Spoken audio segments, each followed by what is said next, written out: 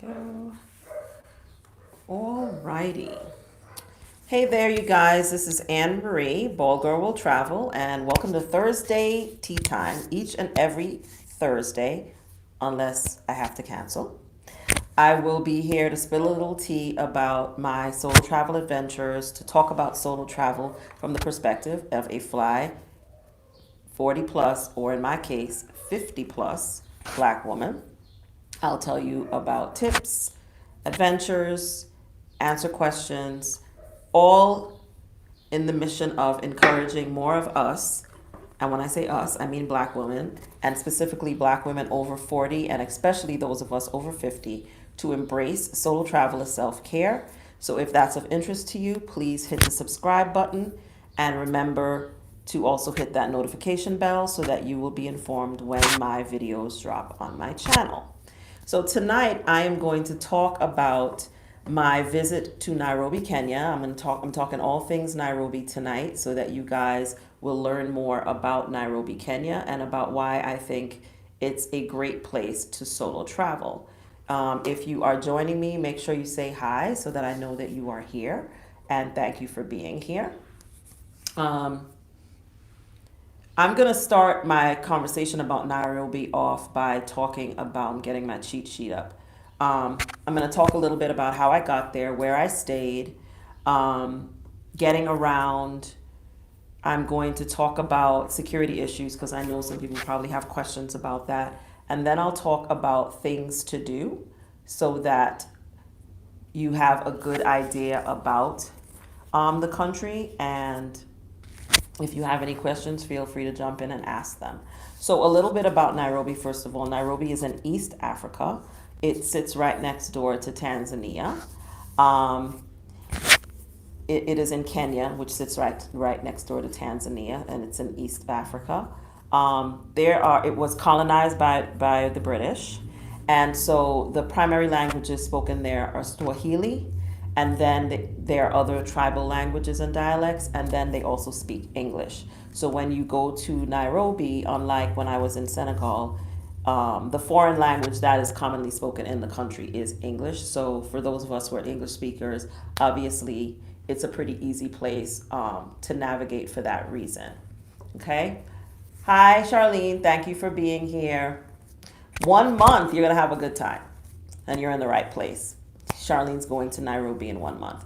So, oh, let me get my wine. I forgot my wine last week, but I didn't forget this week. And it's in my favorite coffee mug, if you can see that, which is available in my online store. Yes, I do have one. You can find it in the description. But I'm having my favorite Ruby Rosado, which is from a vineyard here in Mexico where I live in Guanajuato, not in Guanajuato. I live in Guanajuato, but this is from a vineyard in Querétaro, which is a state right next door and one of a really cool city and the closest major city to where I live in San Miguel de Allende. But I don't know if you can find this in the States. They told me that they were looking at expanding into Texas, but it's really, really good. It's a rosé, but it's kind of sweet, and I like sweet wines. Okay. So, as I was saying, Nairobi is located in Kenya. It is the capital city of Kenya, and Kenya is in East Africa. I got to Nairobi from Senegal. So I flew, that was my second stop on my trip. I flew from Dakar to Nairobi. It was a very long flight because, as I've explained in other videos, Africa is very big. I don't think that we always get a good sense of how big Africa is because the colonizers have really done a good job of perpetuating the myth in the way that they show Africa on maps and so on, that Africa is very small. But you could actually fit the continent of the United States, South America, I think a significant part of Europe inside of Africa, and you still wouldn't actually fill the continent. That's how big it is.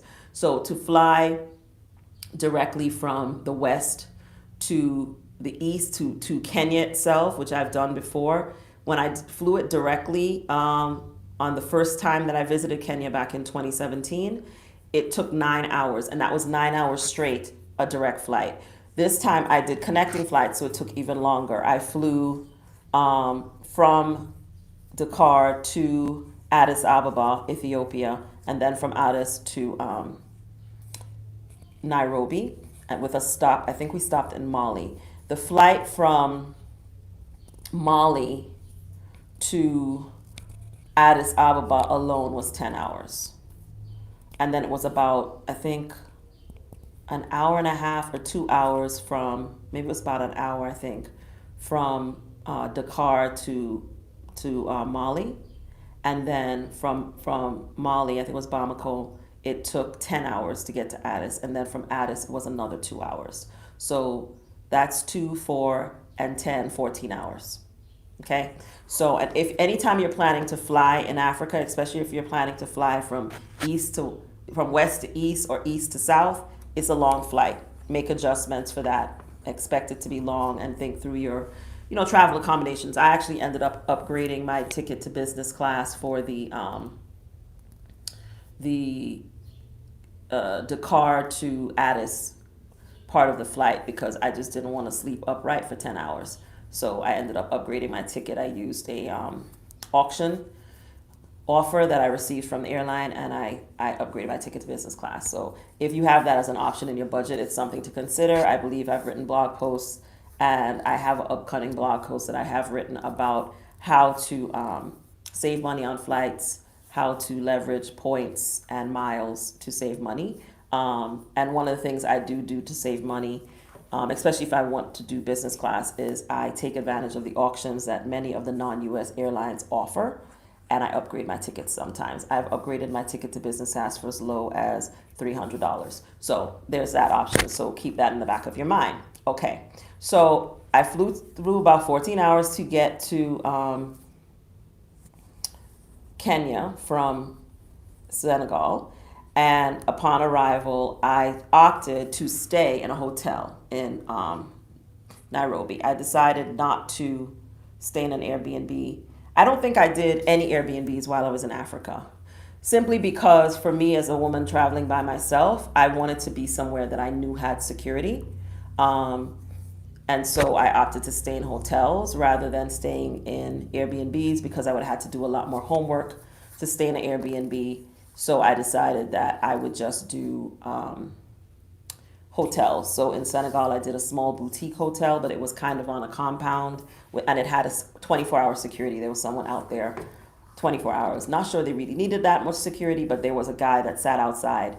Literally, sat in shifts.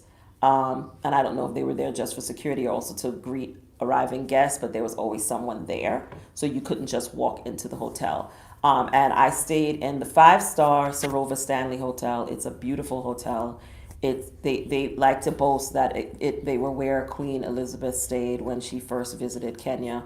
I don't know that that's really of that much importance, especially not right now, but it is something that they include in the advertisements. But it's a beautiful hotel. It's located in the Central Business District in Nairobi, which is downtown where all the banks, not far from where the museums are. And so it was a good central place to get to different places that I knew I was going to visit during my trip. Also, the hotel has a rooftop heated pool, which I read about, which is one of the reasons why I picked it. I was able to pay for my stay, except for the one extra night I ended up staying, completely covered by points. So that was great. And they're a really great hotel. I get why they're 5-star. The service was top notch for the entire week that I was there, from the concierge, the staff, the people at the front desk, the housekeeping, everything was just top notch. They treated you like, hi Audrey, like you were damn near royalty. So I would definitely stay there again, and I highly recommend the hotel. If it's somewhere you want to stay, if it's in your budget, the Sarova Stanley Hotel is lovely. I've only ever stayed in hotels ever since I've been visiting Nairobi. This is my 3rd visit to Nairobi. My first one being 2017. I think I went back in either 2018 or 2019 for work purposes. And hi, Nalise. Nalise is my baby cousin, y'all, so I'm really happy she's here. And then this is my 3rd visit. Hi, Grace. So this is my 3rd visit to Nairobi. So I wouldn't say I am a Nairobi expert, but I have been to Nairobi several times. I have a really good friend that lives there now. The first time I went there, I had a really close friend that was working there. So she took me around. She really educated me a lot about the city and the different security challenges, and so on. So I've always kept a lot of what my friend, she no longer lives in Nairobi, but I always keep a lot of what she told me in the back of my mind as well. I have another friend who's a really used to work for me, and he's former military security person, and so I always check in with him depending on where I'm going, to just get like most up to date information about what's going on the ground and so on. So anyway, I opted to stay in a hotel, but I did opt to stay in the Central Business District. Central Business District is a place where, and I arrived in Nairobi early in the morning, like I think it was like 2 a.m. or something like that. So what I had done, which is something for you to always consider in terms of, analyzing your itinerary, is because I knew that I was going to arrive early in the morning, I booked my night of arrival to be the night before I was going to physically get there. Why? Because I wanted to make sure that when I got to the hotel at 2 or 3 o'clock in the morning, that I would have somewhere to rest my head. Hotel check-in times are after 3 o'clock. So if you are going to arrive on the 11th, you can't arrive on the 11th at a hotel at 3 o'clock in the morning, because you're not going to be able to check in until 3 in the afternoon. So if you want to arrive at the 11th at 3 a.m., you need to book for the evening of the 9th. So that's basically what I did, so that when I arrived in the hotel, I could go straight to my room. So I arrived at the hotel, I went straight into my room, and all was well until I laid down on the bed. I get on the bed, and the bed is hard as hell, y'all. I don't know if that's how the British like their beds or what, but the mattress was really hard. So I did not, enjoy my first night or so of sleep. But I think it was the second day I was there.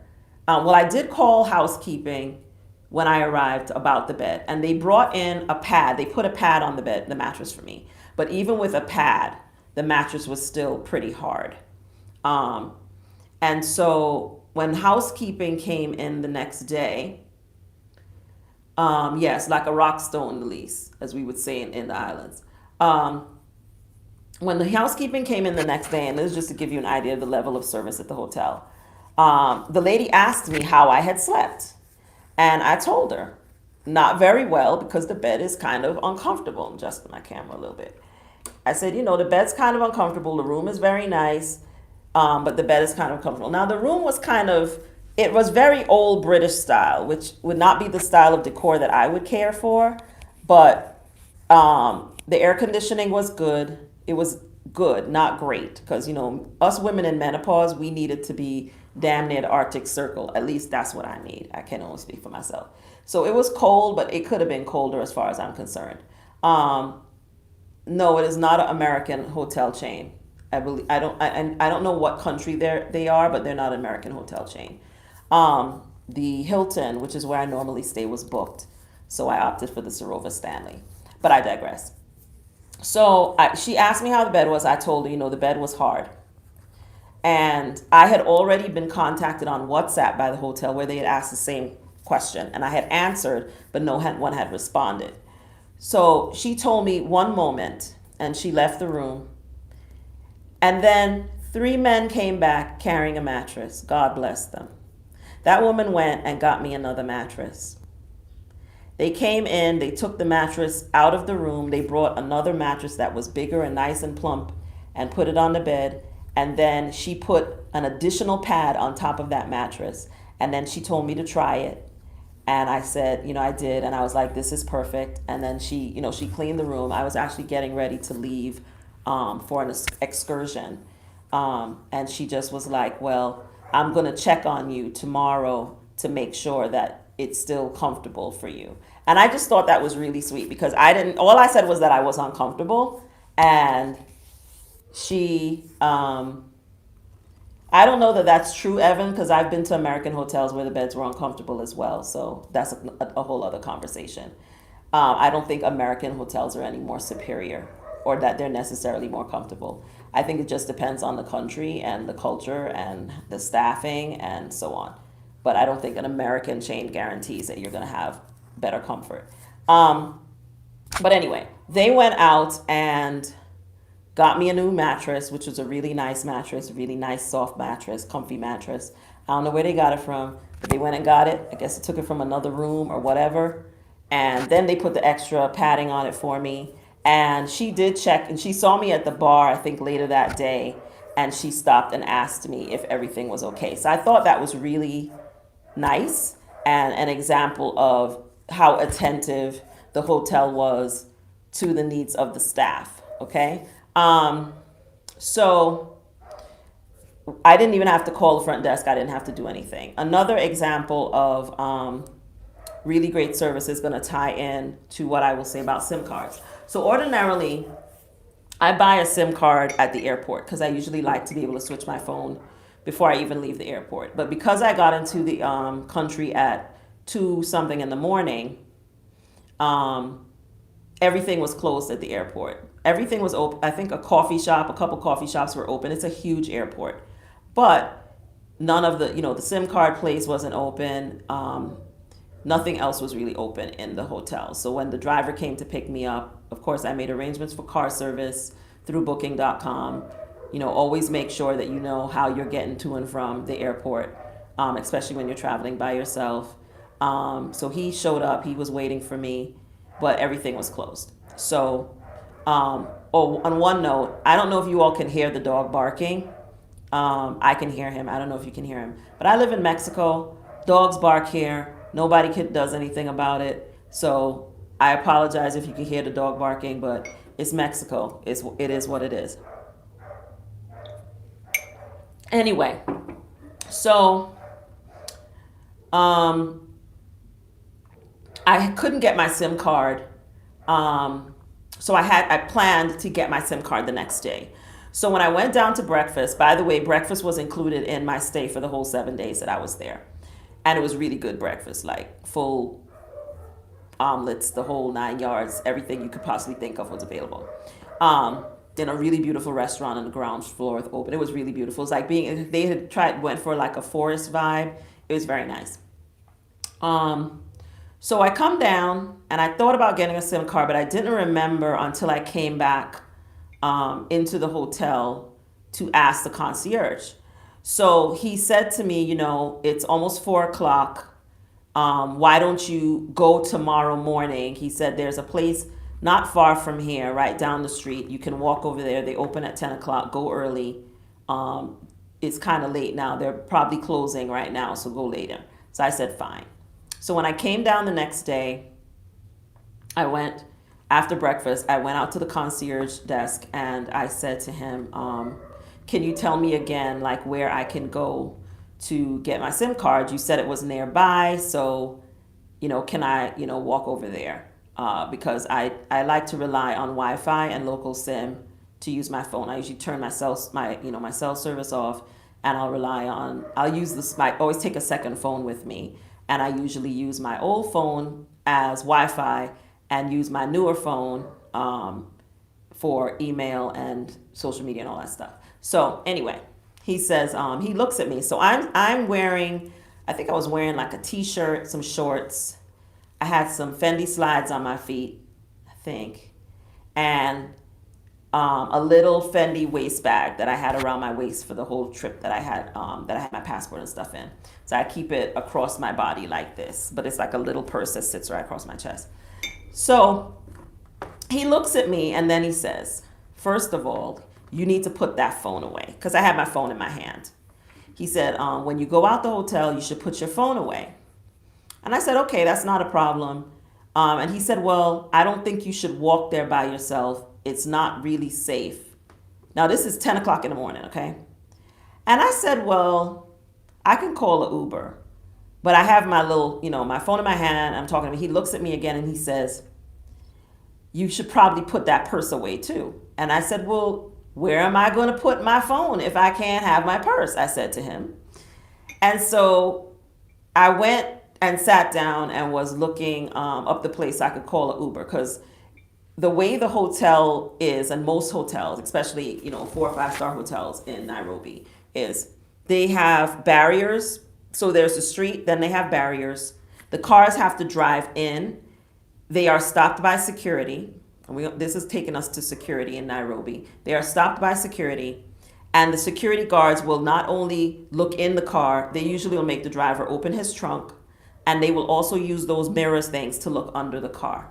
And they will also physically look under the car. So cars are not allowed to come onto the property of the hotel until they get checked. And that's pretty much been the case at every hotel I've stayed into Nairobi ever since I've been going to Nairobi. So when I got to this hotel, that was the same thing. And then when you're going into the hotel as a guest, they have a security desk and a sensor, like the ones you walk through in the airport, but not the ones that scan your entire body, but the detector ones that you have to walk through. You have to put your purse down on a belt and you have to go through security.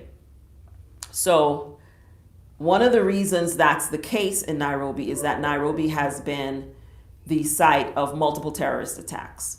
There was a serious one in 1998 where they bombed the U.S. Embassy. Then there was another one where about 60-something people were killed in a shopping mall in the Westlands Mall, which is a very high-end mall, which I'll talk about because I went to Westlands. It's a really nice mall where people tried to take over the mall, and a lot of civilians were killed in the mall. 66 people died. And then most recently in 2019, there was an attack on a complex because pretty much all offices, a lot of the offices, restaurants, apartments, homes are in complexes that usually have security at all entry points. And they check you, like if a Uber drops you off, a lot of times they drop you on the street because they can't go into the driveway without going through security. So they'll drop you right on the street and then direct you to go through the gate. Or if if you ask them to take you inside, then they have to go through a security check to go into the place. And because Nairobi has a lot of security in place everywhere, public buildings, malls, any of those places, you can't just drive onto them. As a civilian, you can walk onto them, and they will check you when you're going into the place. But as a car, they will stop you on the outside of it and check everything before they let you in. So I was kind of like thinking to myself, well, I'm inside the compound of the hotel. What's the big deal? And so I said to him, I'll just call an Uber. And he said, well, it's right down the street. So he pauses and then he comes back to me and he says, you know what? I'm going to have him go with you. So he actually had one of the security guards that worked at the hotel walk me a block and a half to the mobile store to get my SIM card. And he told me, he'll walk you over there. He'll give you his name and number. When you're ready to walk back, just send him a message on WhatsApp and he'll come back and walk you back to the hotel, because I just think that it's better for you not to go by yourself, right? And I was like, okay, fine. And literally, it wasn't even a good 2 blocks. It was maybe a block to go to the mobile place. So I get there with the guy, and I mean, it was a regular normal walk. It was like walking down the street in New York or something. It is a major city. There are lots of people, coming and growing and crossing and whatever. But to me, it was fine. And then when we got there, he said, you know what? I'll just stay and wait for you. So y'all, I had a personal bodyguard to go with me to get my SIM card and to come back to the hotel, which I thought was, again, really great service on the part of the hotel, because I wouldn't know that it was going to be an issue. But later I was told by my friend that particularly in the central business district, they've had you can get people will grab your phone out of your hand. Nairobi is not the only place this happens. This happens a lot in South Africa as well, in Johannesburg. But that, if you're walking with your phone, looking at your phone, especially you're just walking with your hand, people sometimes will grab your phone out of your hand and keep going. At night, people do get robbed in that area, especially tourists. So they do tell people, not to walk around the central business district at night alone. I don't walk around anywhere at night by myself in any part of the world, really not even where I live here in Mexico, which is a pretty safe place. But they'll tell you, you shouldn't walk around the central business district by yourself, and that you should not walk any time of the day in that part of the city, which you're just phone out, not paying attention to your surroundings. I actually met up with some ladies on a tour I went on that I'm going to get to in a minute, and they were telling me how a guest at the hotel where they were staying had gotten robbed because he was out at night doing something or the other, a Brad, and he got robbed out on the street by himself. So I thought it was really great of the concierge to look out for me in that way. And I did give him a sizable tip when I was checking out of the hotel because I really appreciated it. Anyway, so that's a little bit about security in Nairobi. I would say, generally speaking, I believe Nairobi is safe because Nairobi takes the necessary security precautions to be safe. As I said, no one can just walk in and out of a hotel. When they attacked that complex, and this is a complex I had dinner at, so I was very sensitive about it. I was very upset when I read about it, when I heard about it, because I actually was called on vacation in 2019. I was actually in, where was I? I was in New Zealand, actually. I was in New Zealand, and I got a call from my security person because we had people, in Nairobi working for our company. Or did I call him? I might have called him because I saw my friend messaged me, the one who used to live in Nairobi. And then I called him because we had people in the country, and I just wanted to make sure that everybody was okay. And they were. And I knew that they were okay because if they hadn't been, he would have called me. But he just kind of briefed me on what was going on in 10 minutes, and then I went back to my vacation. But multiple people attacked this complex. I think 20 people were killed, and I think maybe one was American. And this was a complex that had restaurants, hotel, and several NGO offices were located inside the complex, and they attacked the complex. I think it was a miracle. They managed the security people. A lot of the people that were killed were part of the people that attacked the complex. But they were able to get most of the people out alive despite everything that was going on. So when I say that to say, I feel that the city is safe because they are prepared for these things. Unlike other cities in the world that I can think of but will not name here, in certain countries that believe themselves to be superior to everybody else, and you all know who I'm talking about, who don't secure anything and just react when something bad happens and demonize whoever attacked them, but don't do anything to actually keep their citizens safe. So in that context, I feel like Nairobi takes a lot of precautions. For example, when you are going to the airport, you have to do a stop at a security checkpoint where you have to go through physically. They will drop you off in front of the security place, and they scan your hand luggage, your carry-on hand luggage, and they scan you. And then you get back into your taxi. This is not when you're leaving, it's when you're going to leave the country. Then you get back in the taxi. They take you the rest of the way to the airport terminal. And then you have to go through another security checkpoint just to enter the airport terminal. Then when you go into the terminal, you go through, the regular security process. So they do take security very seriously. There's nowhere that I have been, like I went to the Westlands with my friend. We went shopping. And you can't even get onto the complex of the Westlands Mall without they check the car, they go in the trunk, they do the whole thing for any car that comes on the premises. And you have to also go through a security checkpoint to go into the mall. So they take security very seriously, as well they should, considering their experiences in the country and especially in Nairobi. So I never felt unsafe. I didn't feel paranoid. I didn't feel stressed. Because I felt like, okay, well, this is the way that they do stuff. So, I wasn't worried about it. So what did I do when I was in Nairobi? I will say that Nairobi is where I spent a lot of time doing absolutely nothing. Because by the time I got there, I had been running all over Dakar for the whole time I was there. I was going.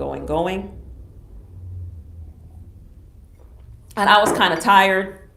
And this was not my first time there. So I didn't feel like, I got to do this, I got to do that, I got to do this. I thought about going out to the coast to Mombasa, which I've heard is really pretty. But I didn't because I knew that the next country I was going to was Zanzibar. If you guys missed my live on Zanzibar, you can watch the video. It's here on the channel. And I knew I was going to be going to the beach and laying around and doing all the beach sun and the fun stuff in Zanzibar. So I opted in Nairobi to kind of chill out, hang out with my friend. And then I did some tours and excursions. Some of them were things that I had done before, but I wanted to do them again because I also wanted to share it with my followers. So What I did in Nairobi was I chilled out a lot at the heated pool at the Saroma Stanley. I ain't gonna lie. I drank lots of cocktails at the bar. The bartender he made the best cosmopolitans I had on the continent of Africa, because all cosmopolitans are not created equal and everybody does not make them well. But this dude, I don't know who trained him, but they did an excellent job, and I told him that, and he was tipped generously every day. So his face would light up when I would show up at the rooftop. So I did a lot of that. I hung out at the pool. I had cocktails. They had this really magnificent stuffed potato thing, like a baked potato, but it was really, really, really good with um, ground beef, and it had the sauce, and it was delicious with cheese and bacon. It was fantastic. Like stuffed potato skin. So I had it a lot. But when I wasn't doing that, I also went and hung out with my friend that weekend because she was working. During the week, I did an excursion where I went to the Giraffe Center, which I've posted videos about. I did the David Sheldrick Elephant Sanctuary. And then I also went to a place called Kobe Tough Leather and Beads. So I'll talk a little bit about that, and then I'll tell you some other things that I did while I was there. But on one of the excursions, I booked an excursion with Viator, and you guys know I love Viator. Viator is my favorite vendor to use to book excursions as a solo woman because, first of all, I like that I don't have to pay until 48 hours before the tour begins. I have up to 24 hours to cancel without penalty. And when I've ever had an issue, and I've not had many issues, but I have always appreciated that they have a WhatsApp number, and I've been able to WhatsApp them. Like one time the vendor didn't show up on time. Actually, turns out he was there, but I just didn't realize that the guy was the guy. But I called them. They responded immediately. They will call the vendor. Like if I don't get a message from the vendor the night before, which you should, confirming the tour, I would call, contact Viator and be like, tomorrow is this tour and I haven't heard anything from the vendor, and they will immediately contact the vendor, and then I would hear from the vendor. A lot of the vendors on the continent are they're great and they do good tours, but they don't necessarily pay attention to stuff like that. They're kind of like we said, we're going to pick you up. We're going to be there when we say we're going to be there. So unless you ask them to reach out to you and confirm, some of them won't do it, but I like to make sure that somebody's going to be there at 8 o'clock in the morning or whatever time. I found the ones that had to do early morning pickups did message me, but the ones that were doing tours that were like at 9 or 10 o'clock in the morning, they really didn't. They usually messaged like right before when they were on their way to say, hey, this is such and we're on our way to get you. But I always would contact Viator and be like, can you make sure that they're coming? And they always did, and they're super responsive, which I really appreciate. And overall, I've had no bad experiences. I know some people have had bad experiences, but I've had only one experience on this entire tour that I didn't think was top notch.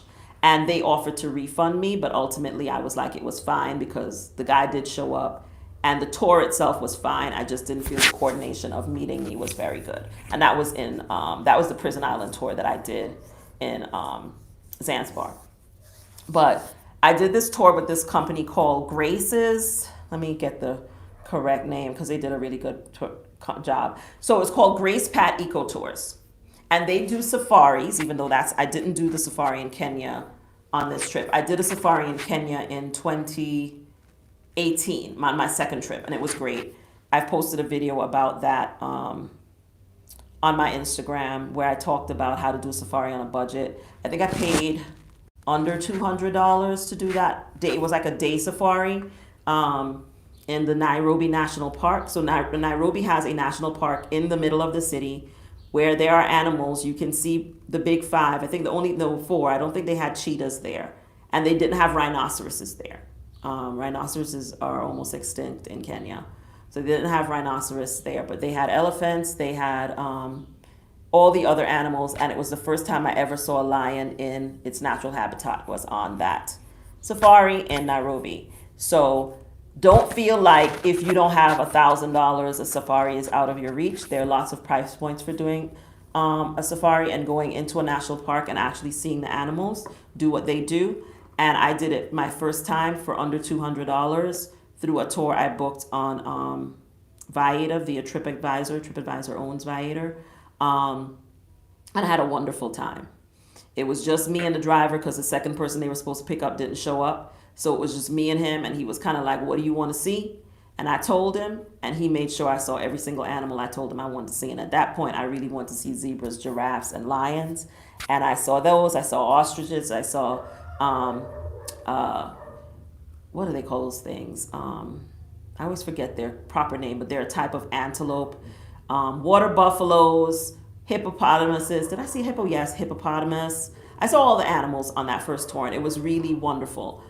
So don't sleep on doing a safari in Nairobi. I know you don't have to go to Maasai Mara. Now, if you want to have the full luxury safari experience and go sleep in the park and hear the monkeys outside your window, we'll get out anyway.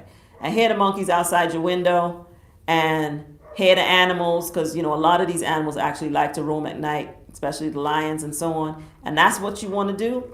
By all means, do Maasai Mara, plunk down the money, sleep in the luxury tent, do the thing. But if that's not in your budget, or hearing animals at your window at night is not your ministry, as it is not mine, consider doing a day safari.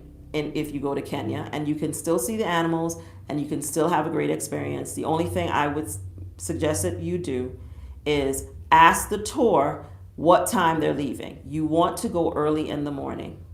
This is the one time you want to be a morning person. If you want to see the animals, you got to get up early in the morning. Otherwise, you're just going to see zebras, giraffes, and antelopes for the most part, maybe a water buffalo. Lions and elephants, some of these animals like to be out before it gets really hot. Lions, I will say now that I've seen a lot of lions, are lazy as hell and they don't care for heat. So when it gets hot, they go into shade and they go away. So if you want to see some of these animals, the best time to see them early in the morning. A reputable safari company is also going to tell you what I'm telling you. And they're going to say, for a day thing, they're going to pick you early up in the morning. They're going to pick you up at 6 or 6:30 so they can get to the park and get you into the park as soon as the sun is coming up so that you can see the animals, because a lot of them are out at night and they're out until early in the morning. They hunt and then they go in. So if you want to see the animals, you can do it. You can do it on a day tour, but you will have to get up early in the morning if you want to see lions and elephants and so on. Okay, so on this tour we did Giraffe Center, the Sheldrick Elephant Sanctuary, and the Kobe Tough Leather Company. Okay, as I mentioned, you can also do the safari, but I didn't do that. Now, Giraffe Center. Love the Giraffe Center. It's a wonderful place to go. They are a place that does conservation.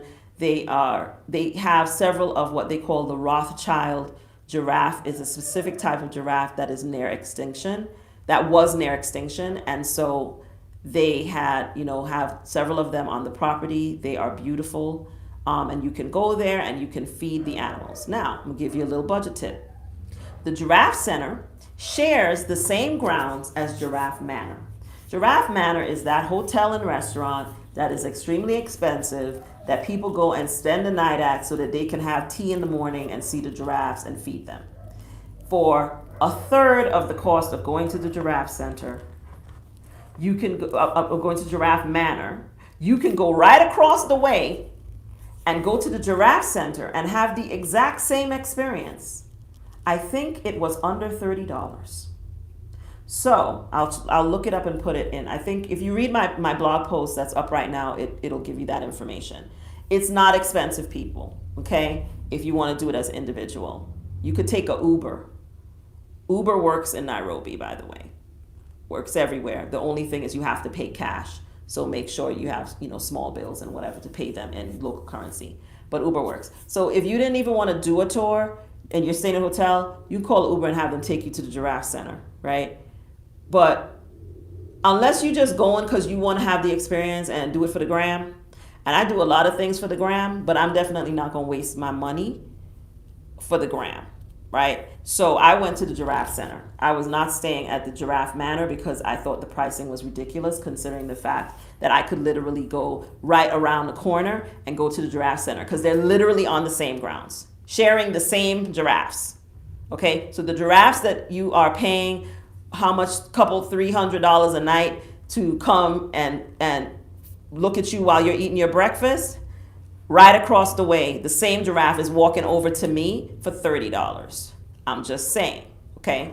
So they have these Rothschild giraffes. The giraffes are very used to humans, almost some of them a little bit too used to humans, because when they see humans, they see food. So the guide, who was really a really nice guy, did say to us, he showed us how to feed them and the best way to feed them. I had an experience the first time I went to Giraffe Center that the giraffe grabbed my hand like this and it made me immediately stop. That was the end of the tour for me. I went with my friend, but what he told me is you don't put your hand out to them like this.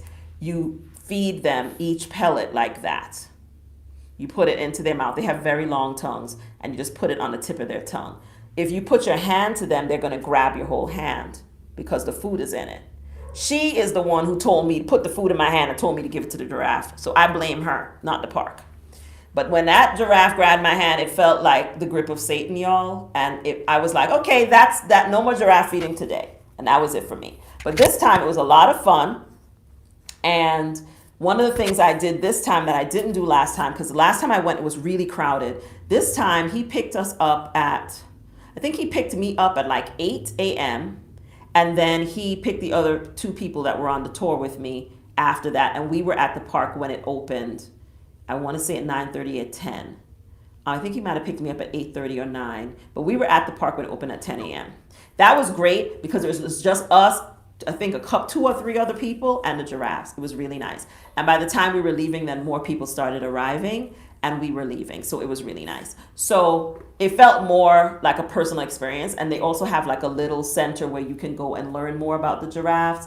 I have some pictures where they have like the jaw of a giraffe, so you can see just how long it is. And it was like almost the length of my whole arm was the jaw of a giraffe, okay? And then they had a bone that showed you how long their legs are. Their legs are really, really long, and they defend themselves with their legs. I mean, they can kick. He was telling me that lions would never attack an adult giraffe by themselves because the giraffe could kick them to death so quickly. So if they were going to attack a giraffe, it would be multiple of them. And usually they'll only go after an adult giraffe that's injured or something like that. But they would never try to take, because giraffes their legs are so strong that they could kick the lion to death. That was a fascinating thing that I didn't know. But the guy at the park told me that, and my driver on safari in Tanzania told me the same thing. So they're beautiful animals. They're very graceful. But the one thing I will say, there was one giraffe. Her name was Daisy. And I don't know, but we were sitting there feeding the giraffes, and we ran out of pellets, so we were getting another thing. And we were feeding two giraffes that were a little smaller. And I just saw this big giraffe coming from way on the other side, making a beeline. And then the guide in the park was like, oh, that's Daisy.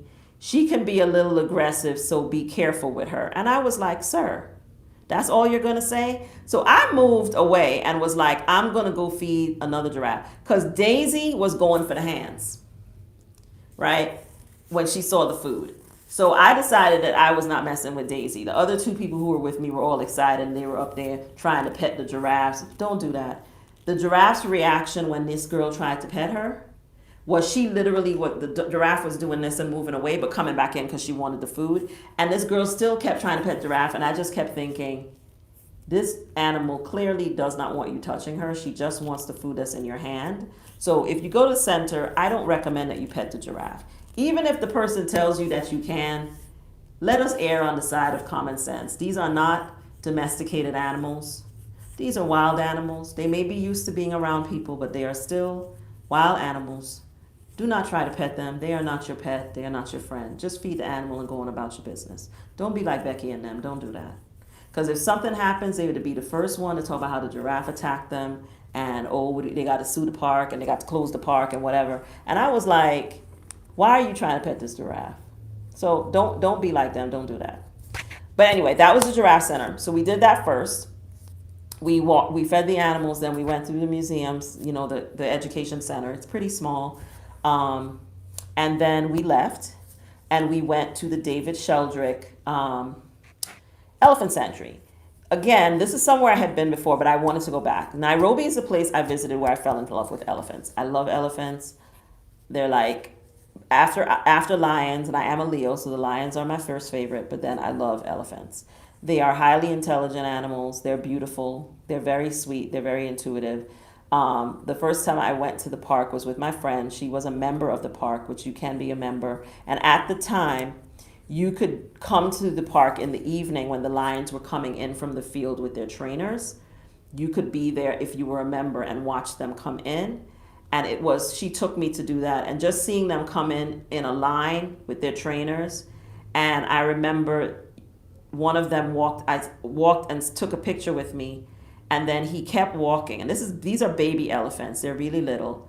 He kept walking, and I was walking behind him with the trainer. We were walking, and he stops and waits. And then when I caught up to him, he walked in. He started walking again with me and the trainer. They're very sweet and very smart. But this time, the tour guide told me they no longer do the personalized experience, even for members. And we were there in the morning. And by the time we got to the park, it was around noon, I think. And so there were a lot of people there. And it was a good experience, but not as wonderful as the first experience I had. But I'm still glad I went. So now when you go, they have the animals come in for them to get water and to feed them. And you get to watch, and they tell you the background of each animal as they come in. They had, I don't want to misspeak how many elephants they had. I think it was at least 15 of them. But they were explaining that they either end up taking the babies due to poachers killing the mothers, because that still happens. For whatever reason, some people in China believe that elephant horns have some kind of magical powers. And so poachers kill the elephants to get their tusk. Or he said the famine, the extreme, because of drought. Sometimes elephants die. The older elephants will die because they can't find enough water source because of due to drought, and they'll leave the babies behind. So what they do is they take the babies to the sanctuary, they raise them, they feed them, they socialize them with other elephants, and then when they're big enough and old enough to take care of themselves, they put them back out into a national park or into the wild. And it's a great program. When you're there, they talk to you about, you can adopt an elephant, which means you can pay a certain amount of money to take care of an elephant, and they put your name up on a board or something or the other. But it's a really great park. The elephants are very friendly. They'll walk up to the people who are around. It's in a circle, and they'll walk up to the fence. They're really sweet. They're beautiful to watch. I love that place. I don't think I would ever go to Nairobi and not go there to see the elephants, because I just think they're really adorable. But I would again suggest that if you're going to go to the Sheldrick Center, go early in the morning. It's hot, and where you are to see them has no shade. The first time I went, it was in the evening, so it wasn't hot. The second time that I went, it was in the mid-afternoon, afternoon, going between 12 and 1 o'clock or something like that. It was hot. It was actually unseasonably hot in Nairobi this time. This is the first time I went to Nairobi and I actually felt hot there. All the other times I've gone, it's climate change. We can't escape it. Because my friend even said that it was unseasonably warm, because it was in the 80s, and normally Nairobi is in the 70s on average. I literally needed a sweater when I was there the last 2 times. And this time it was in the 80s, and that's unusual. So it was unusually hot. So it was hot to be there and be out in the open sun. In the shade, it wasn't super humid, but you definitely could feel the sun at 12:30 or 1 o'clock in the afternoon. So if you're going to go to the sanctuary, I would definitely say to do it in the morning. I think it opens around 10 or something like that, or 11. Go first thing in the morning. Don't go in the afternoon, because it'll be crowded and it'll be hot. Okay. The third place that we went was a place called the Kobe Tough Leather and Bead Factory. What I liked about this place, and why I picked the tour that included it, because I could have picked tours that just did the giraffe, was that it is a place that where women who don't want to be married off, or some of them are from tribes where there is female mutilation and they don't want to do that either, can come and work at this factory. They teach them how to make beads and jewelry and whatever, and they can earn a living. And so when we went there, we met some of the women that were working there. They showed us how they make the jewelry. This necklace that I'm wearing, I actually bought from the factory. And I really enjoyed it. I actually bought my sister a gift from there as well, and gave it to her. They had really pretty, and they showed you how they made the individual beads, how they made the jewelry. So they took you through the whole process. The women were super friendly. One interesting thing I will say is, so we get there, it was me and these two girls that were on the tour. And we get there, the women are sitting and they're, putting the beads, like literally making the beads. They're out of clay and they put them in an oven. There's a whole process. I actually have to do the video about it. I'll do that and put it up. The whole process in which they make these. So, we are there, and then this car pulls up with these tourists of a different hue, because the two girls that were with me were Asian. They were of Asian descent. They were from Canadian, really nice girls. We were all having a really good time. But anyway, we get there, they greet us, they're talking to us about the factory and how they make the things and whatever. And then this car pulls up with Becky and Sue and them, and Brad and them. And the women break out into song and dance and whatnot. And it was just the strangest thing. And I'm not being critical of it, I'm just sharing what happened. And I just thought, well, damn, they didn't dance for us. What is that about? You know what I mean? I was like, how come they dance when Brad and Karen and them show up? And they don't, they didn't do that when we got there. I don't know why that was like that, but I guess maybe there's an expectation that they, do something extra when a certain group of people show up. I was actually grateful that they didn't do that. So when they started doing the dancing and the singing, the lady made us come back over to participate in it. And it was cute. It's in the video. But I just thought it was funny that when we initially did that, when we initially got there was no dancing and singing. I'm just saying.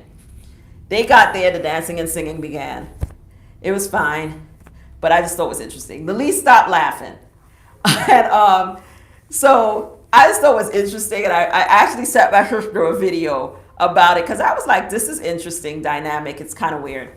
But, colonialism, I'm going to say a little bit about colonialism in Kenya because it is a place I've been several times, and every time I've been there, I've observed certain things that, hark back to the colonialism of the country by the British. I find the people there to be very kind, very friendly, but very, very, how do I put this and not be offensive? They're just super agreeable in a way that I personally am not when it comes to the Brads, the Karens, and the Sues, and the Beckys. They're just super, super agreeable. And they were just things that I observed, like when I was in the hotel and stuff, that I would just not, I don't play with them at all. Anybody that knows me know I do not play when it comes to these people because I feel like they always end up overstepping their boundaries if you too, nice with them. And I just feel like people there are super agreeable, and there're just a lot of things that I would observe that I would just shake my head and be like, no. But it's not a hill, I'm not my monkey, not my circus kind of thing.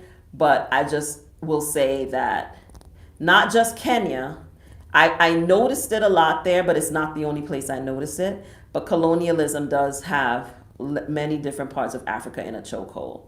And I'll say that and leave it at that. There, we have the legacy of slavery in the United States. They have the legacy of colonialism.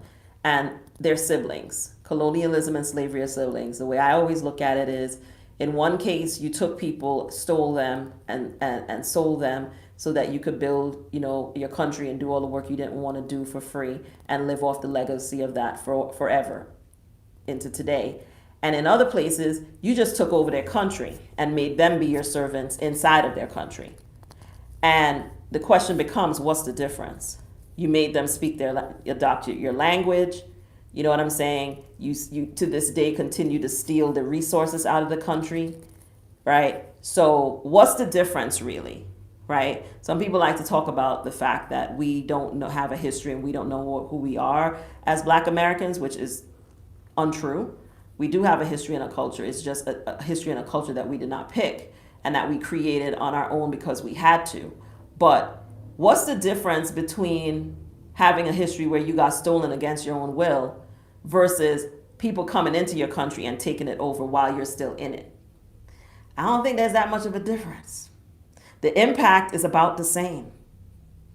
I see it. I mean, I had so many women walk up to me, especially in Kenya, and tell me how beautiful I was, while, but everybody got a weave there. It's hot, y'all. Same thing in Senegal. It's hot. I think I had to like go into like the country to see people that didn't have weaves firmly affixed on their heads and wigs. So like I'm saying, I'm not criticizing it. I'm making observations that the impact of the legacy of white supremacy is everywhere, including in Africa, right? So we need to keep that in mind when we go there.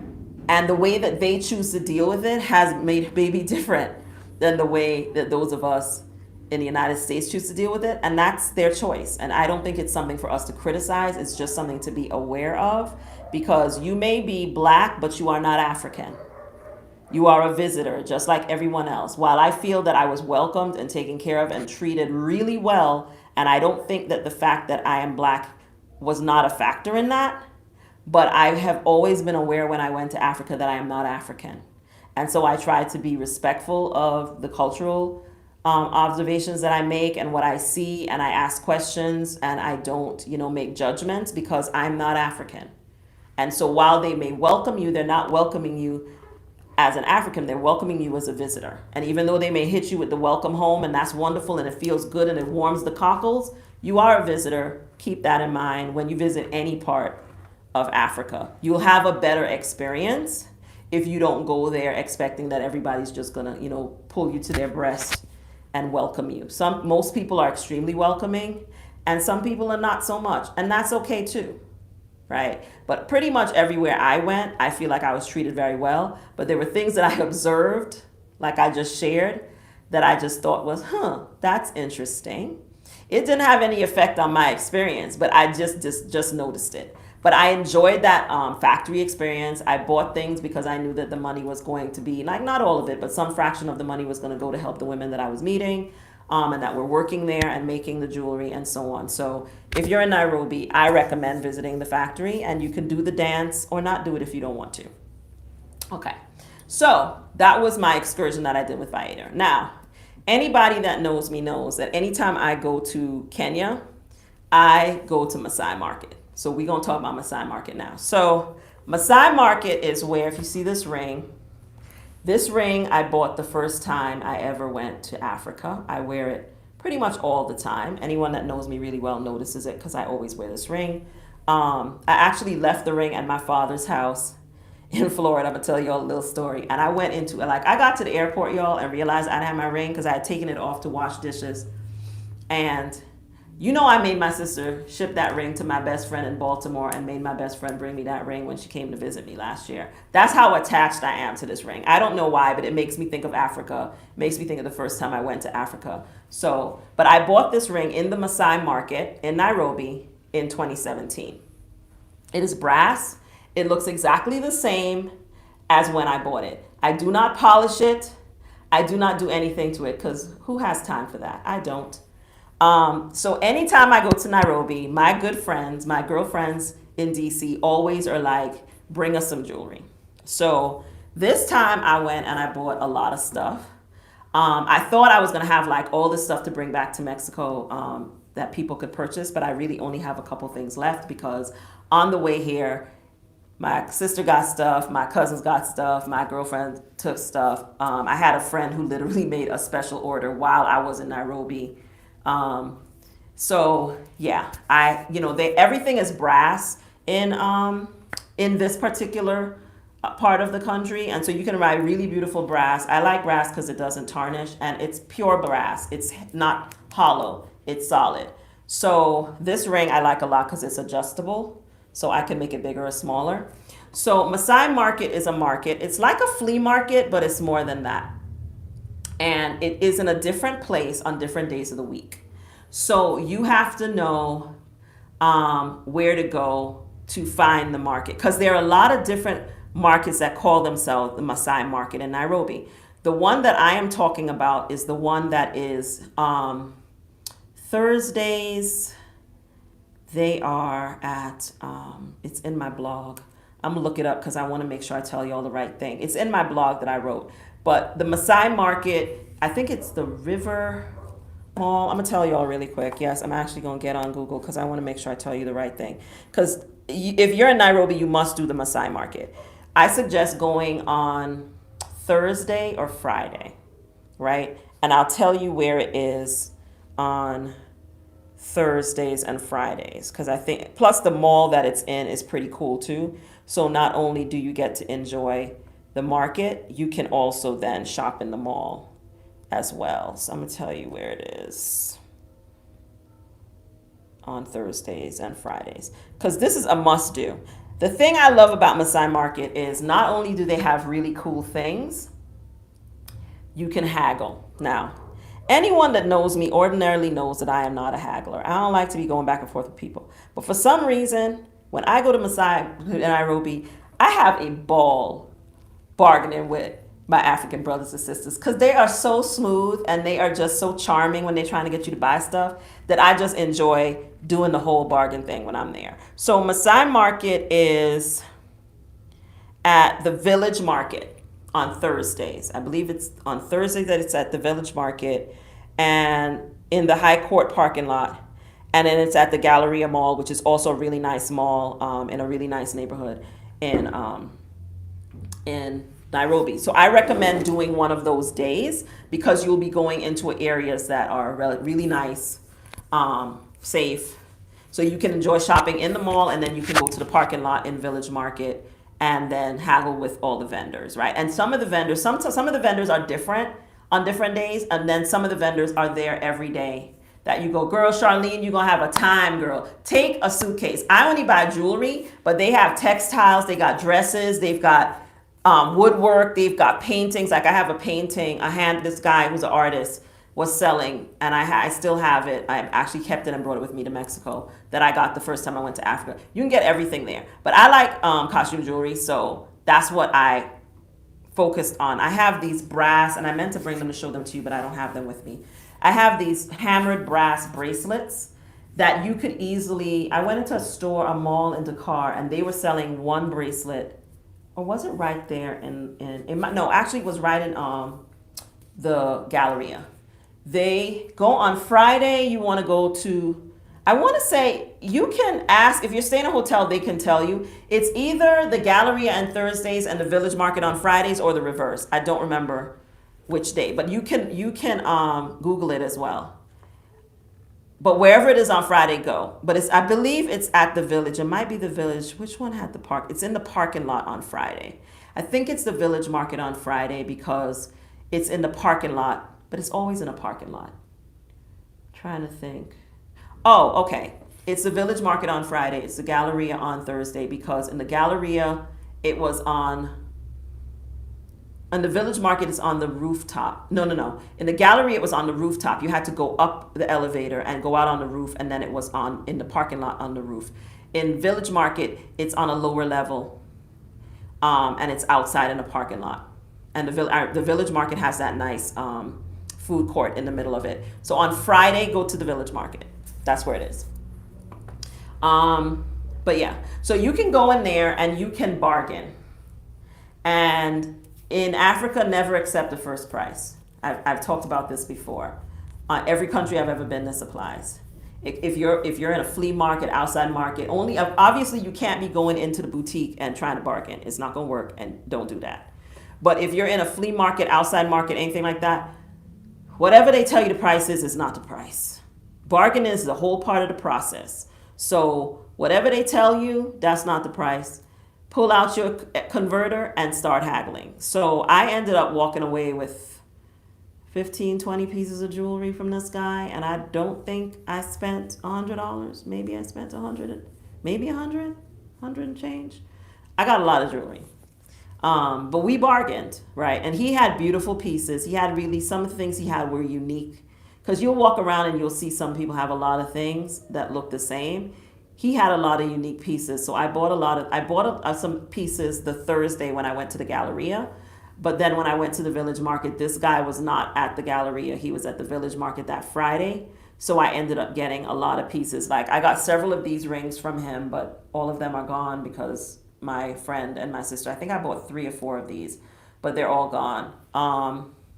I bought several of these rings. I still have some left. So if you're in Mexico and you're interested, I think I have 3 of them.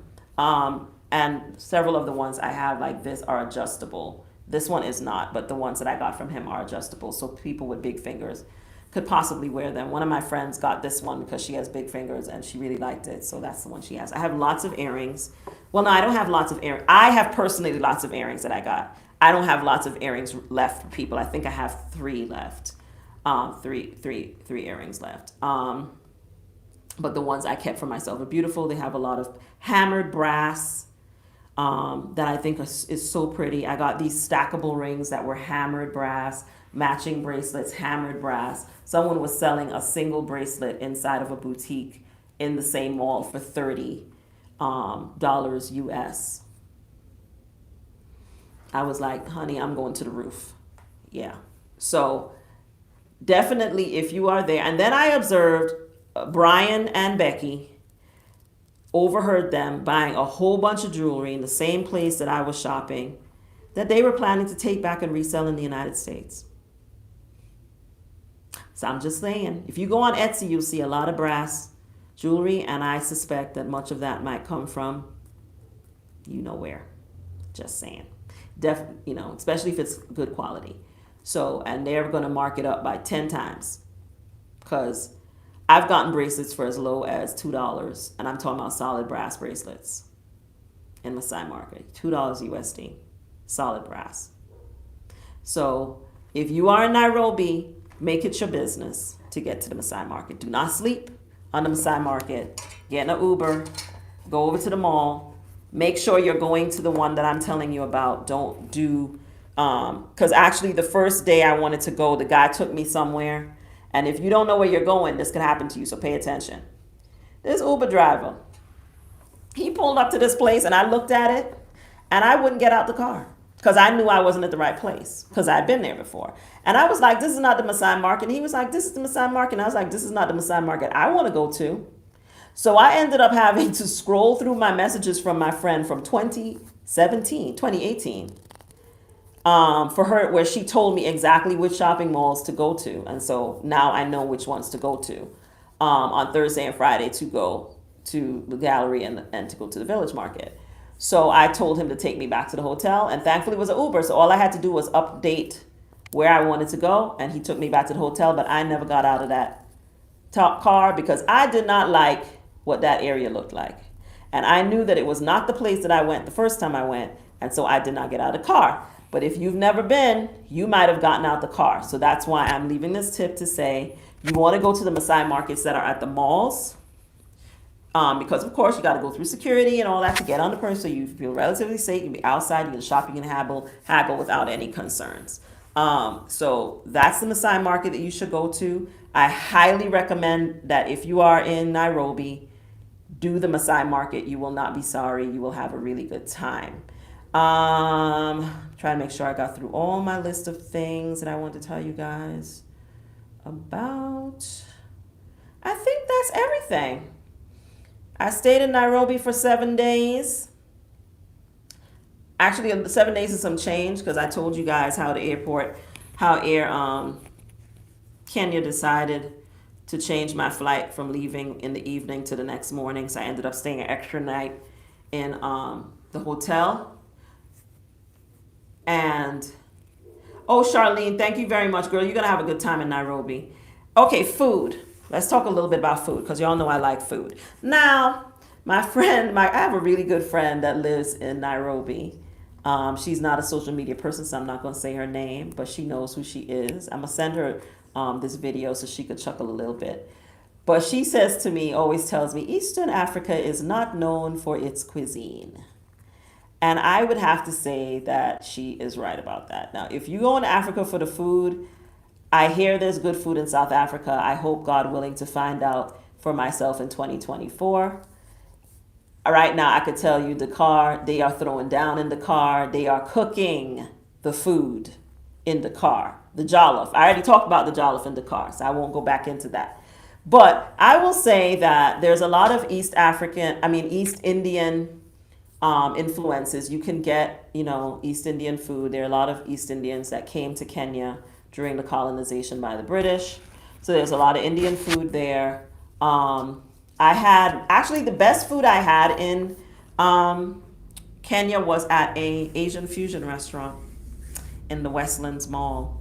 So I can't say that I had great African food in Kenya. I had good African food in Dar es Salaam in Tanzania, and I had great African food, Senegalese food in Dakar. But I can't say that I had any great meal. My blog tells you the restaurants I went to that I thought were good, but I didn't have any food experience that knocked my socks off. That was a local African food in Kenya, and I've never had that in Kenya. There's a restaurant that I love that's a seafood restaurant, but that my friend took me to. I didn't get to go this time, and it was on my list, but I didn't get to go this time. But it's a really good seafood restaurant. I wrote about it in my blog. I'll tell you the name of it because I definitely think it's worth going to if you're going to be there. 7 Seafood and Grill. Charlene, write that down. 7 Seafood and Grill, really good food. The whole fried snacker is phenomenal. But I believe the owner is a South African. So again, it's not Kenyan food. And I remember asking some of the staff for I worked for an NGO for many years, and I traveled a lot for them. So when I went to Kenya first time, it was in that capacity. I was an executive. And I asked, about Kenyan food. And what I was told, they kept talking to me about Indian, like they talked about samosas and certain things, but it was more East Indian food, not African food. So I don't really know that much about what the local Kenyan cuisine is because I haven't been able to figure that out. But I had food at an Ethiopian fusion restaurant that was good. It's called Beit e Salam. It's in my blog. 7 is great if you can get there. And then Miso was the restaurant we went to in Westlands. And it was good. It was good, but it's not African food. So for Kenya, I can't really say, that I had the best meals in Africa in Kenya. Can't say that. So they're good restaurants. There are lots of great restaurants. Now, I had some curry that knocked my socks off when I went there in 2018 at that very complex that I mentioned earlier in my conversation. And no, that wasn't Indian food. I had really good Indian food. It's Thai.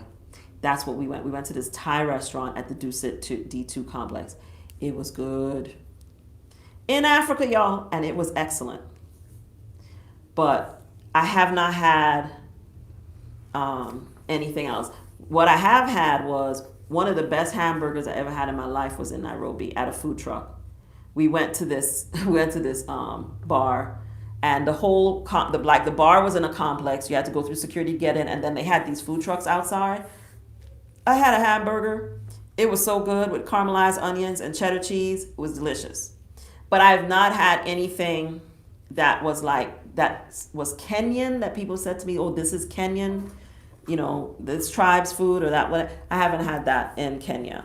So I can't say that more than that about the food. Now, you will have great food in Nairobi, but it's not necessarily going to be local food. If someone Kenyan watches this video and they want to comment and tell me places, I would welcome that information because Nairobi is one of my favorite cities in Africa. I think Dakar has now edged it out just a smidgen, but I love Nairobi. I will go back to Nairobi. Like I said, this is my 3rd time. I've mentioned before that I'm in the process of planning some group meetups for my followers. If you want to come follow me, meet up with me, do some dope shit in dope places, that's coming soon.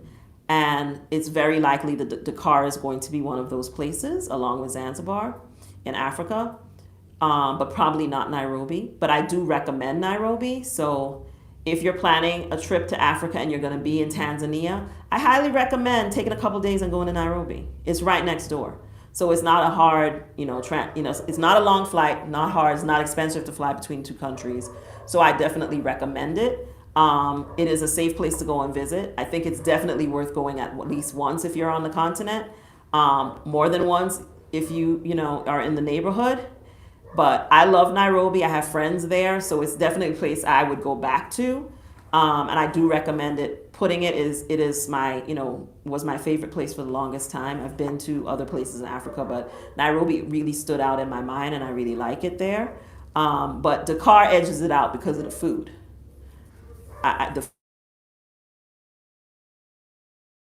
just really amazing.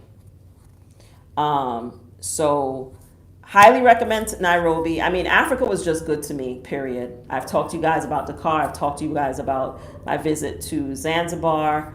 If you're interested, you can tell me in the comments if you're interested in me doing a deep dive into the subject of safaris. If that's of interest to people, I'm happy to do a conversation about that. Next week, I'm planning to talk about safety, solo travel safety, and Mexico. Mexico's been in the news of late.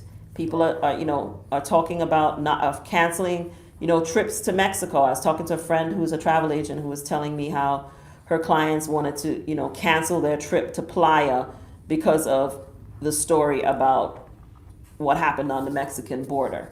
So I'm going to talk a little bit about solo travel in Mexico because, as you know, I solo traveled around Mexico last summer. I live here. I'm planning several trips from Mexico, just booked several nights in Los Cabos, and I'm very excited because I've never been to Cabo, y'all.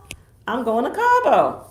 So I'm going to do Cabo and La Paz. I'm planning to visit Veracruz this summer, see some Afro-Mexicanos, go see my people, among other places. So I'm going to talk a little bit about solo travel safety and specifically whether or not I think it's safe to solo travel in Mexico and things that I think you can do to position yourself to travel safely if you're coming to Mexico as a traveler, and especially if you're coming to Mexico as a woman and solo traveling around Mexico. So I'll be talking about that next week.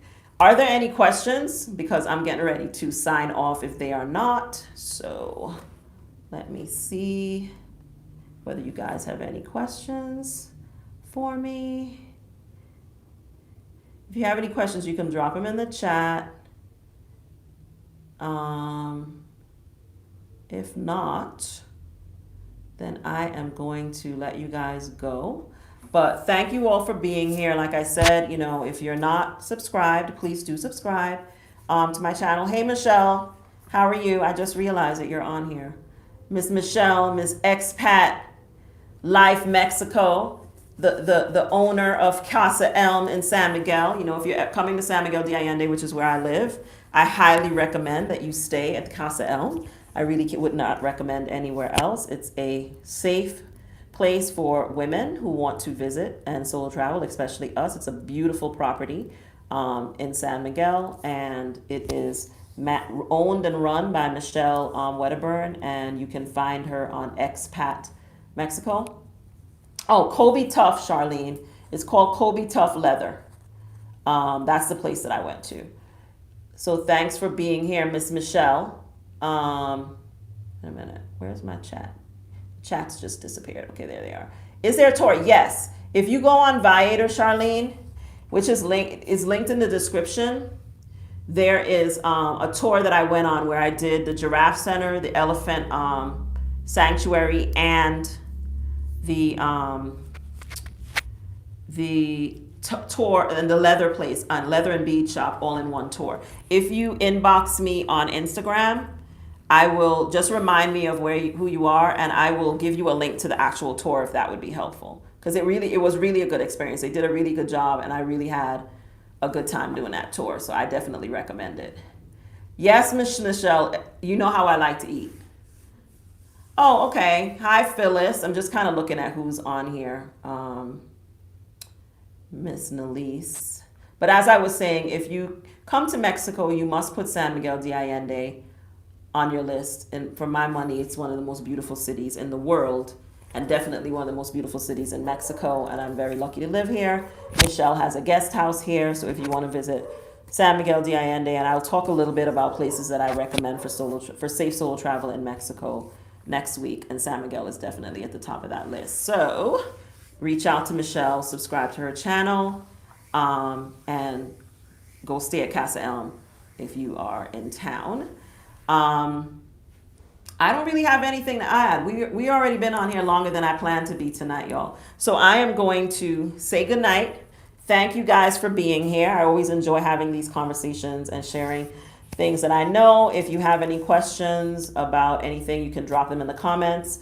after the video is over, I do check the comments and I do answer them. So you can always still get information from me afterwards, even though the video will be gone, even though the live video will be over.